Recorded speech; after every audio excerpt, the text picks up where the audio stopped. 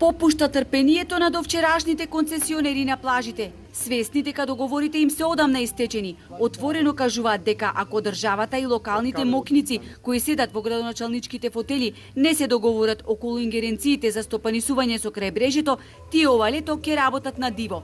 4 месеци владата тактизира со одземањето на ингеренциите врз плажите, под изговор дека најпрвен требало да се донесат законски измени кои се во собраниска процедура уште од февруари. Пред почеток на туристичка сезона ни локалната, ни државната, ни владата ништо не презема за плажите. Јас не знам ние како ќе го развиваме вака туризмов. Ние сме спремили ова лето да работаме и незаконски, или ако сакате да зјае Охрид без плажи и тој да е најголем срам за туристите. Поранешните концесионери не сакале да кренат голема врева, отистравувале да не бидат приморани плажите да ги вратат во првобитна состојба и да мора да сравнат со земја се што изградиле. И додека тие бараат од општината да изнеде модус, како што велат, да ја турнат оваа летна сезона, експертите се погласни. Ценат дека одземањето на ингеренциите на општините ќе има ефект само доколку се стави ред во искористувањето на плажите и се донесе закон со кој ќе се заштити крайбрежјето.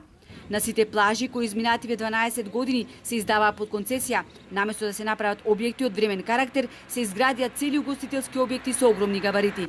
Надлежните не само што не реагираа, туку дозволија концесионерите да здисуваат приграбувајќи дел од крайбрежјето. Не можете со природата да се играте.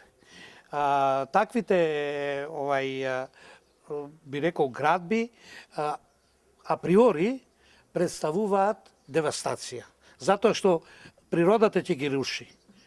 Дури вие не морате и да интервенирате како држава или како локална самоуправа, самата природа ќе ги уништи. Професор Мариновски, кој своевремено го раководел тимот кој изготвила студијата, а потоа и проектот за уредување на плажите, потенцира дека главна препорака во истиот била обезбедување на максимална еколошка заштита на крайбрежјето. Оградувањето на плажите, вели, требаше да биде со жардинери или друг вид хортикултурно уредување, да се обезбеди максимална проодност на плажите, а на локациите да нема објекти од цврста градба. Предвидовме, вели, да се формира комисија од архитекти кои ќе ги разгледуваат проектите со кои што ќе конкурираат потенцијалните концесионери на плажите. Инаку стопанисувањето со плажите е вносен бизнис. За илустрација, само од издавањето под закуп на 5 плажи, општините инкасира околу 250.000 евра годишно.